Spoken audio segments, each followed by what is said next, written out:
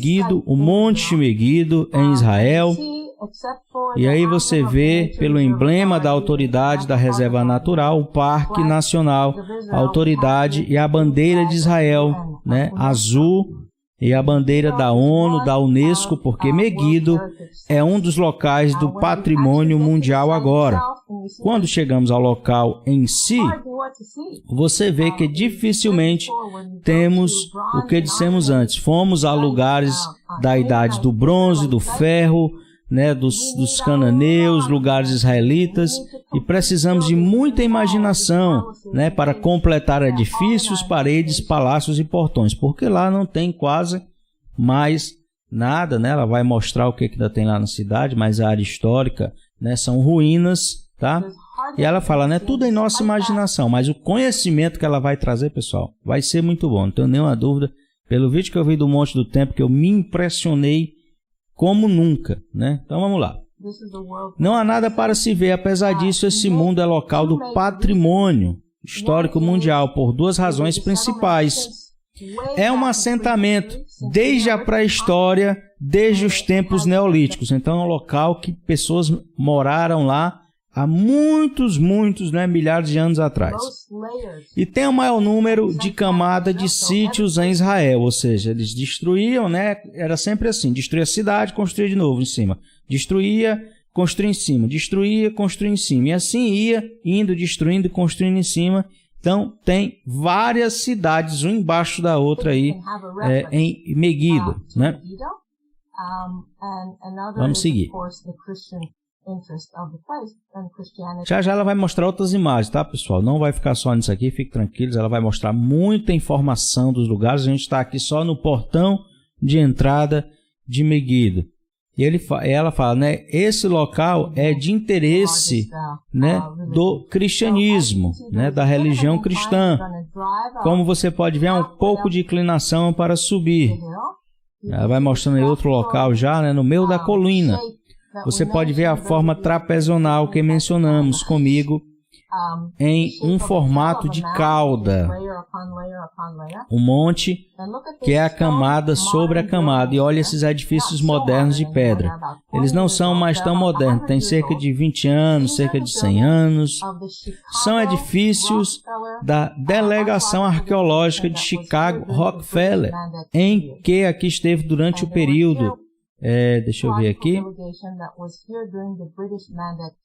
do mandato britânico, né? Então, desde esse tempo, a turma dos Rockefeller estavam ali, né, nesse sítio arqueológico. E estiveram aqui mais de uma década e tomaram esse local-chave e quiseram, de acordo com o entendimento arqueológico daquele tempo, para estudar, né? Então ela está falando que o Instituto Rockefeller estudou todo esse tempo, desmontou várias camadas, né, até chegar à rocha mãe, né? Então eles foram fazendo estudos arqueológicos até chegar no último ponto, né, na primeira cidade que foi construída ali, vamos assim dizer. Felizmente eles não conseguiram, né? Eles tentaram, mas não conseguiram. Eles estavam escavando, né? Tirando as partes, estudando. E aí, devido à Segunda Guerra Mundial, né? O qual obviamente não somos gratos. Óbvio, ela é uma judia, né? Ela acredita em Yeshua, pelo que eu entendi de alguns vídeos, tá? E segundo, né? Por causa da Segunda Guerra, eles tiveram que parar esse trabalho arqueológico. E nos deixaram, porque a arqueologia hoje, estou enganchando para falar arqueologia, é diferente. Eles não foram os primeiros a cavar. Antes dele, em 1903 até 1905, um templário alemão, um colono alemão Israel chamado Rock Schumacher, e um a um escavou aqui um pouco para as primeiras escavações em Israel. E depois delas, na década de 1960, temos hoje no século 21. Então, houve uma escavação no início do século, outra na metade, e agora eles continuam fazendo esse trabalho arqueológico. Há muita história da própria arqueologia. Agora, esses edifícios que pertencem para o Chicago Rockefeller, as delegações, estão sendo usados hoje como centro de visitantes. Então, por exemplo, quando você entra, você vê um filme de 10 minutos sobre o local. Está no refeitório. Esse é o filme. Então tá aí o filme que mostra, né, lá sobre o local de Meguido, Armagedon. Você vai para o outro lado, um lounge, né, ela está mostrando aqui, e mostram as árvores menores, né, naquela época, do Vale de Israel. E você vê a lareira. Estou enganchando hoje os R's aqui, viu? E esta sala hoje é para o modelo 3D que iremos visitar.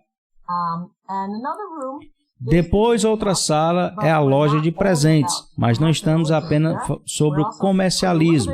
Também colocamos um pouco de educação.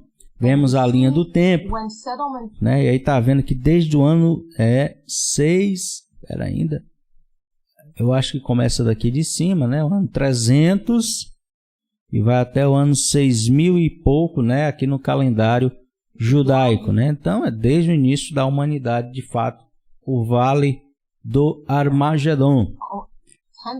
Vemos quando o assentamento começou há 10.000 anos, né? E vai até a história agora, né? Ah, tá aqui não, é daqui para trás no caso, né? Então, de 6.500 a 10.000 anos atrás, e vai subindo até chegar aos dias atuais. Há um documento escrito, obviamente, na parte inferior para a história.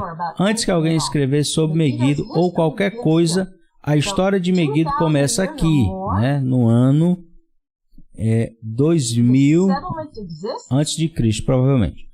O assentamento existe e nós conhecemos pela arqueologia. Não sabemos de nenhum documento escrito. O primeiro documento que é escrito, a propósito, é a mesma primeira evidência escrita sobre Jerusalém. Então, é o primeiro escrito arqueológico que eles acharam lá sobre Jerusalém, em Meguido. E aí ele fala que são textos de execução, né? Aqui é do tempo do Egito. Vamos lá.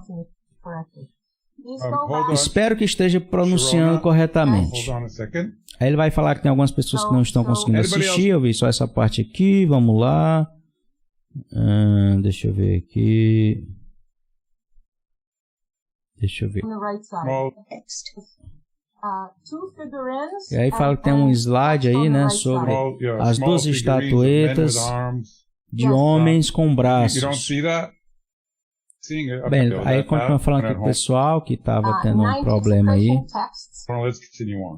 Vamos continuar, né? Algumas pessoas não estavam conseguindo assistir ao vivo aí no Zoom, tá? Vamos seguir.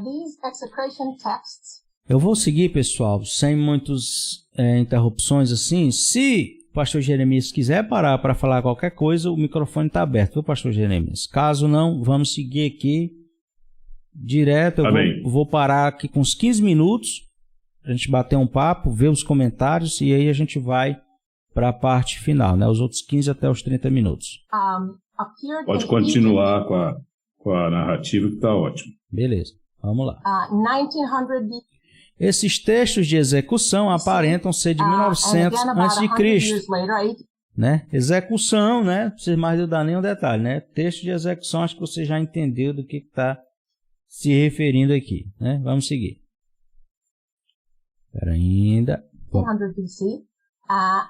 E cerca de... Então, é entre cerca de 1900 e 1800 a.C.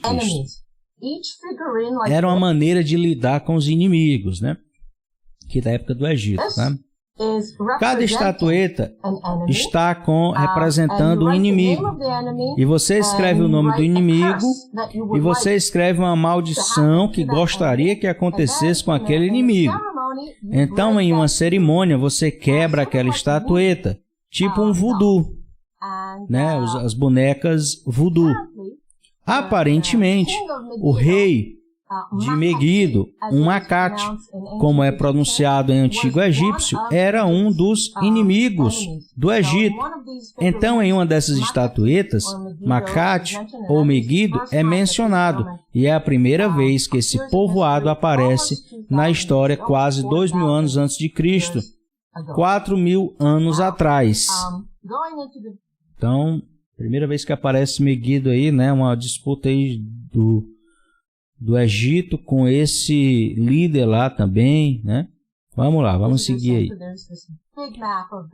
Agora olha esse mapa do antigo leste, vemos o Império do Egito, né? Aí onde ela está mostrando. Aqui o Nilo, né? Vemos a Mesopotâmia, onde muitos impérios surgiram e caíram. Suméria, Assíria, Babilônia, e etc. E o único, deixa eu ver aqui, ela vai explicar para ainda. É a única maneira de ir um lugar para o outro. Então, quando você vai de um lugar aqui, né, para ir para a Mesopotâmia, né, você tem que passar, né, por Meguido. Pequenos camelos aqui, o que é um erro terrível. Ninguém passou por aqui. Então, ela fala, né, que essa rota nesse mapa que está até aqui com esses camelinhos, né, dando a entender que seria uma travessia, mas que isso de fato nunca aconteceu, tá? Sempre as pessoas elas vinham aqui por cima, tinham que passar pela cidade de Meguido. Vamos seguir. Ninguém conseguia carregar água suficiente, nem mesmo os camelos.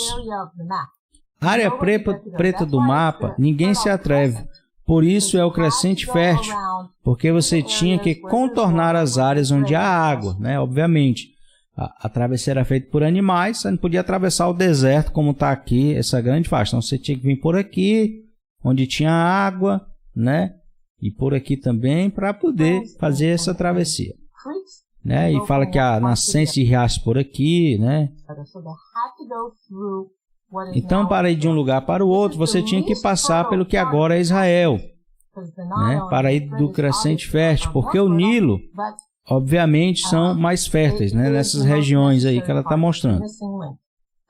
Mas a parte necessária, o elo que faltava para isso, é que os impérios passaram aqui tantas vezes, e é por isso que tivemos muitas guerras. Então, ele explica o motivo, porque sempre houve muitas guerras em Israel, porque era um local onde havia um grande tráfico. Para você ir de um lugar para o outro do mundo, era meio que obrigatório, né? A rota era passando aí por Israel, por isso que é um local que tem muitas guerras antes mesmo, né, do povo de Israel, de Abraão chegar aqui, tá?